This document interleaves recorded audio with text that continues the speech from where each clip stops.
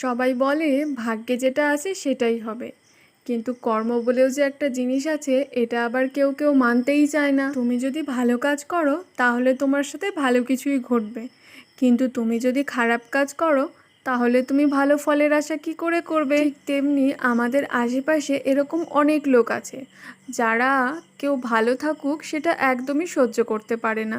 জানি না এটা করে তাদের আলটিমেটলি কী লাভ হয়, তবে কি জানো তো, কারো খারাপ চেয়ে কারো খারাপ করে কেউ কিন্তু কখনো সুখী হতে পারে না। হয়তো ক্ষণিকের জন্য সে সুখী হতে পারে, কিন্তু সেই সুখ কিন্তু চিরস্থায়ী হবে না। আর তাই জন্যই কারো ভালো তুমি নাই করতে পারো, কিন্তু তার ক্ষতি কখনো করো না। কেউ যদি কখনো বিপদে পড়ে তাহলে তাকে সাহায্যের হাত বাড়িয়ে দাও। সে একা আছে, সে দুর্বল আছে, তার অসহায়ের সুযোগ নিয়ে তার ক্ষতি অন্তত করো না। তাহলে দেখবে তোমার থেকে সুখী এই পৃথিবীতে আর কেউ নেই।